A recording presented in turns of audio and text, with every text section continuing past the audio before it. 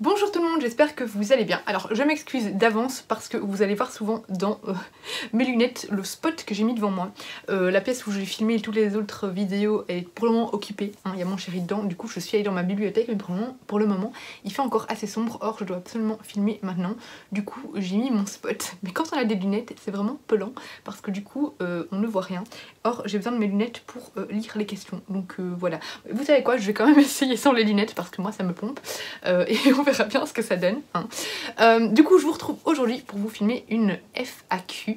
Voilà, du coup je vous ai posé des questions sur Instagram et j'ai reçu pas mal de questions, donc eh bien je vais y répondre tout de suite. Alors je les ai pas vraiment lues ni préparées, donc voilà, je les ai survolées mais j'ai pas préparé mes réponses, donc voilà, je vais y répondre maintenant et c'est parti. Alors on commence avec un rêve que tu aimerais réaliser. Ah, j'ai tellement de rêves. Un rêve que j'aimerais réaliser, alors le rêve ultime, ce serait d'ouvrir à Waterloo ou autre part, une librairie café en fait, une librairie pâtisserie plutôt, où on pourrait venir s'asseoir, acheter des livres et les lire tout en dégustant un café, tout en dégustant un gâteau. Ce serait mon rêve ultime. Et niveau voyage et tout ça, je rêverais de découvrir plein de pays, faire le tour du monde. Là maintenant j'ai vraiment très envie d'aller genre au Japon ou au Canada, ou voilà, découvrir encore des parties des États-Unis que j'ai pas vues. Je rêve de voir les fjords norvégiens, voilà, j'ai plein de rêves d'un point de vue voyage, donc voilà. Alors aimerais-tu un deuxième enfant ? C'est la question qu'on se pose. Alors pour le moment on veut pas d'un deuxième, non pas que ça s'est mal passé avec Enzo, loin de là. Enzo est vraiment le bébé parfait, vraiment il nous a pas causé de problème, tout a été très facile avec lui. Bon évidemment il y a toujours, enfin voilà, ça reste un bébé, il y a des petits cris, il y a des petits moments plus difficiles, mais globalement il a fait vite ses nuits, enfin voilà, il a été vraiment assez facile. Et ben on a un peu peur qu'avec le deuxième ça se passe pas aussi bien. Et puis honnêtement on est bien avec juste lui. Donc parfois on se demande est-ce qu'on en fera un deuxième ou pas. Pour le moment l'envie n'est pas là, mais maintenant ça changera peut-être un jour. Et puis aussi le côté financier parce que un bébé, bah, surtout avec les crèches, ça coûte très cher, donc voilà, il y a aussi ça qui joue. Donc voilà, c'est pas un non définitif, mais pour le moment on n'en veut pas deux. Alors ma couleur préférée, alors avant je vous aurais répondu le rose, mais maintenant ça a changé. Maintenant je dirais plus le turquoise. J'aime beaucoup le turquoise, j'aime beaucoup le bleu en fait, j'aime bien le bordeaux aussi, et sinon j'adore le orange, mais le orange bien vif, bien flash. Que penses-tu? Alors tout ça c'est des questions pour le moment de Lily Black's Readings qui m'a posé plein de questions. Que penses-tu de l'annulation du salon du livre de Bruxelles? Eh bien je m'en fous parce que je serai à Disney ce week-end là. En fait on a décidé, enfin ma famille m'offre un voyage à Disneyland Paris pour mes 30 ans, parce qu'année prochaine je fête mes 30 ans et ce sera en même temps les 30 ans de Disney. Du coup on l'avait appelé pour aller le week-end d'après, donc je sais plus les dates, bref. Et finalement les chambres qu'on voulait étaient disponibles que pour le week-end d'avant, et ça tombait sur le week-end de la foire du livre de Bruxelles. J'étais trop triste, je disais non je vais pas pouvoir y aller. Et puis finalement 2 jours après la foire du livre a été annulée. Je pense que c'est à cause de moi, je suis désolée, je crois que la foire du livre a dit si Laura ne peut pas y aller, personne n'ira. Et du coup ça a été annulé, désolée, voilà, je suis désolée. Du coup je m'en fous parce que je ne peux pas y aller de toute manière. Non mais en vrai je trouve ça super triste. Néanmoins, moi je compte aller à Troll et Légendes, donc à Mons. J'y suis allée une fois, j'avais adoré, et normalement cette année il est maintenu, je crois que c'est le week-end du 15 avril. Donc voilà, j'irai de toute façon à un salon en Belgique, c'est sûr et certain, en espérant qu'il ne soit pas annulé d'ici là. Alors, toujours Lily Black's Readings, combien de livres as-tu dans ta palle? Je n'en ai aucune idée. Avant je les comptais, maintenant je ne les compte plus. J'en ai plus de 100, ça c'est sûr et certain. J'ai ma palle service presse et puis j'ai ma palle perso. Là déjà, il y a mon chariot qui est rempli juste ici. Bon, vous le voyez pas entièrement, mais il est rempli. Et j'ai encore un bac et une pile de livres là. Et dans les services presse, j'en ai au moins 25 aussi qui m'attendent. J'en ai plus de 100, mais le nombre exact, j'en sais rien. Et j'avais tout mis à jour sur Livre Addict. Maintenant, ma pile à lire n'est plus du tout à jour sur Livre Addict parce que je suis une grosse flemmarde. Alors, toujours Lily Black's Readings me demande le dernier film que j'ai aimé. Eh bien hier j'ai regardé le film La famille Close, qui est un film que j'avais déjà vu passer l'année passée et qui me tentait pas parce que c'est un film en néerlandais. Et puis finalement on a regardé et c'était assez sympathique, donc voilà, ça c'est le tout dernier du coup que j'ai apprécié. Donc c'est un film où on a une famille qui va s'installer en Belgique. Alors je pense bien que c'est à Bruges, hein, en voyant les rues et tout ça. Et en fait c'est une maman et ses 2 enfants qui s'installent en Belgique après le décès de leur père. Et un des enfants vit très mal le décès de leur père, il déteste Noël parce que leur papa est mort la veille de Noël, et il va aller chez son grand-père pour s'occuper pendant que la maman travaille. Et il va découvrir en fait que son grand-père est le Père Noël. Et je vous en dis pas plus, mais voilà, c'était un chouette film vraiment assez mignon, pas parfait, mais j'ai beaucoup aimé.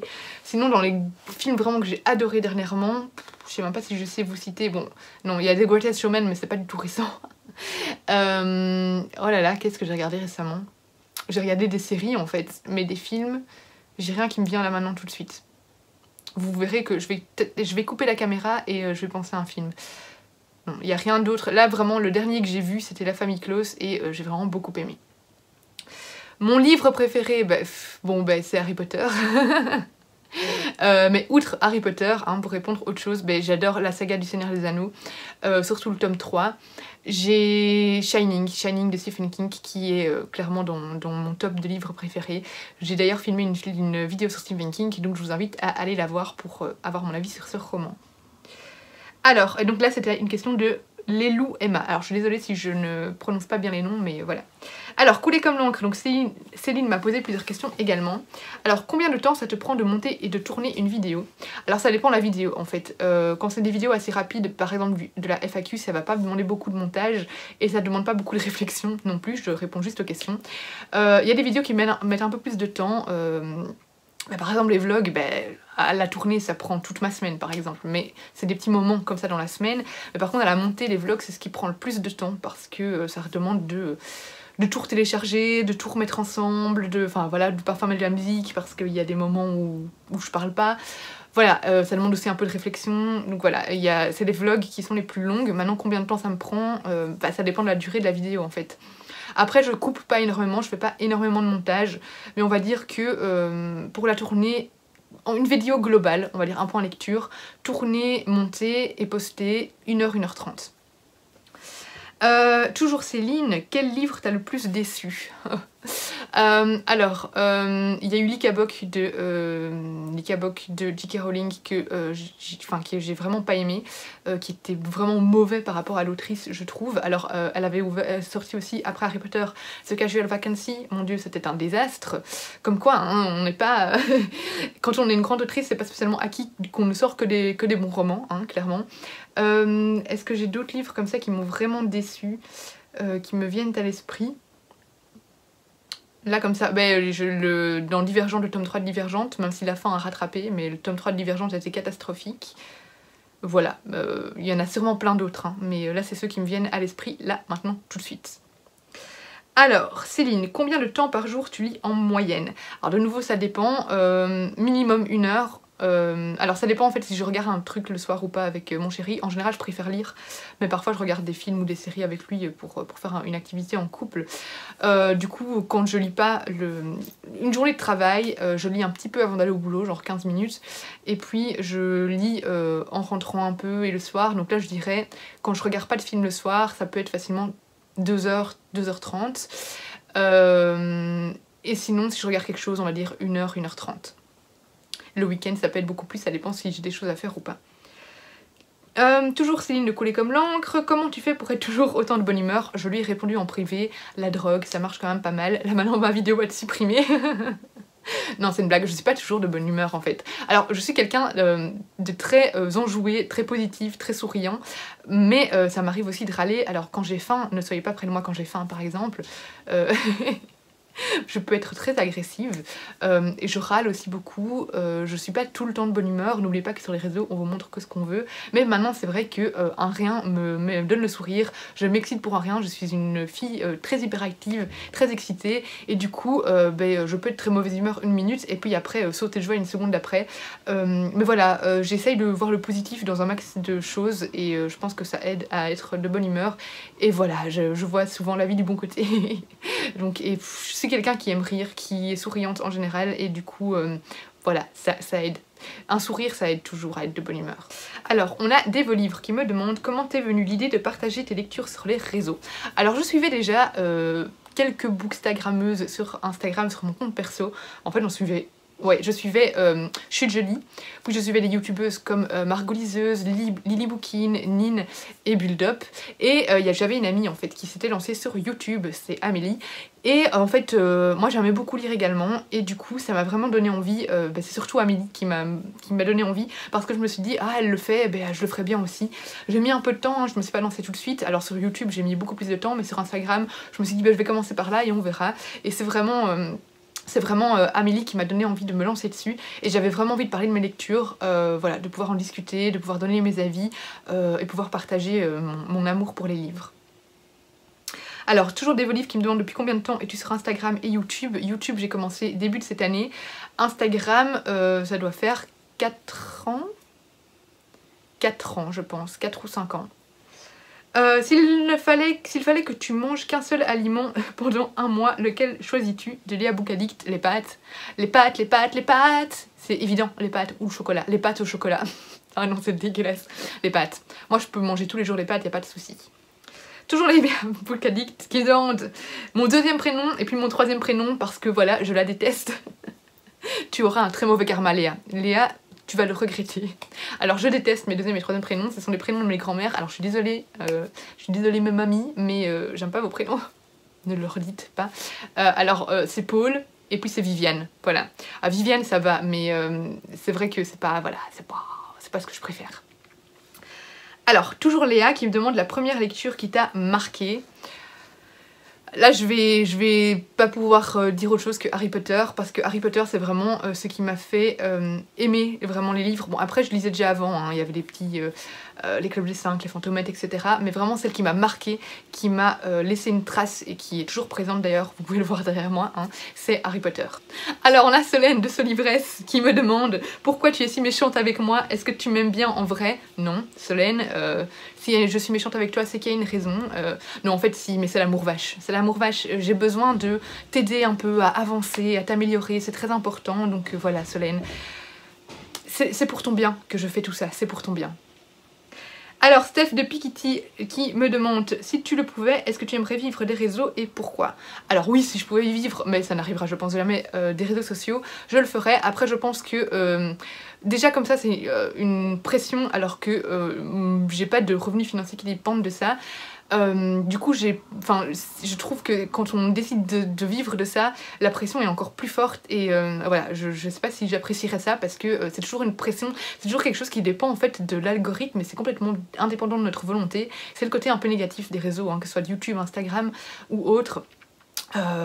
Voilà, l'algorithme peut changer d'un jour à l'autre, peut nous faire tout d'un coup 1000 likes sur une photo et puis 100 le lendemain. Voilà, donc ça c'est très aléatoire, mais clairement si je pouvais vivre que de ça, que de lire des livres et vous faire des vidéos pour en parler, des posts pour en parler, ce serait le rêve. Steph qui me demande pourquoi être passée d'Insta à YouTube, parce que j'avais envie de beaucoup plus parler des livres que ce que je fais sur Instagram. Sur Instagram on est limité par le nombre de caractères et sur YouTube on n'est pas limité. Si on a envie de parler 1 heure d'un livre, on parle 1 heure d'un livre. Après il faut faire un montage sur 1 heure de blabla, hein, mais voilà. Et j'avais envie de plus pouvoir en parler, de plus voilà, de m'exprimer plus de manière verbale qu'écrite. Ça permet aussi de dire plus de choses, voilà, d'être plus volubile tout simplement et bien j'en mets beaucoup le contexte vidéo et puis ça permet aussi sur Instagram, voilà, on fait un post par jour, pas tout le monde hein, mais voilà, mais du coup là ça permet vraiment de parler de plein d'avis en une vidéo, notamment les BD par exemple sur Instagram, YouTube aussi, les BD marchent un peu moins. Du coup là ça permet de faire une vidéo où je regroupe toutes les BD et voilà, et tout est là. Et comme ça les personnes qui veulent, qui s'intéressent vraiment à la BD peuvent aller voir cette vidéo et je pollue pas trop mon Instagram avec ça. Alors Steph qui me demande pourquoi tu fais semblant d'être amie avec Pikiti. Mais Steph, je fais semblant d'être amie avec toi juste pour avoir des abonnés, pour que tu parles de moi et pour que je devienne beaucoup plus célèbre que toi. Mon but dans la vie est de devenir la prochaine Enjoy Phoenix, je te l'ai dit. D'ailleurs j'essaye de devenir amie avec Marie aussi pour avoir ses, voilà, avoir ses abonnés, mais bon, c'est pas encore le cas, donc pour le moment je me contente de toi. Ah, non mais c'est pas vrai, hein. C'est pas vrai du tout, je suis pas là pour ça, hein. Pour les Sheldon Cooper d'ici, au cas où, hein, parce qu'il y a des gens qui prennent tout, qui ne comprennent pas le sarcasme, c'est une blague. Steph, je suis amie avec toi parce que je t'apprécie, je ne sais pas pourquoi, mais je t'apprécie. Alors, la petite liseuse qui demande ton meilleur souvenir livresque de 2021.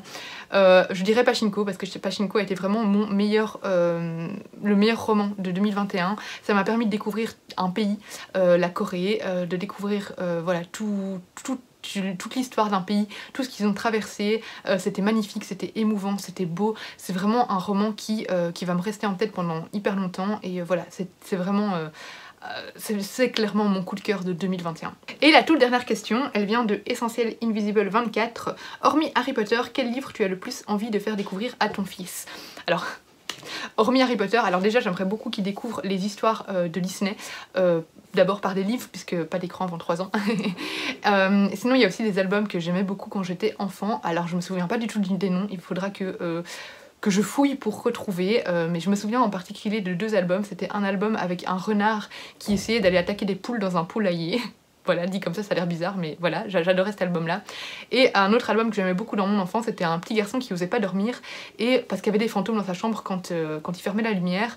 Et je crois que c'est son papa ou un autre petit fantôme qui disait qu'il devait, enfin voilà, qui l'aidait à surmonter ses peurs en fait, et il devait piquer ou pincer les fantômes, je sais plus, mais j'adorais ces 2 albums là et j'aimerais beaucoup les lire à mon fils. Donc voilà, les albums qui ont marqué mon enfance et évidemment les histoires Disney également. C'est tout pour cette FAQ, j'espère que ça vous aura plu. N'hésitez pas à me reposer des questions en dessous si vous avez d'autres questions sur moi. Je ferai une autre FAQ avec grand plaisir. Et on se retrouve bientôt dans une prochaine vidéo. Bisous!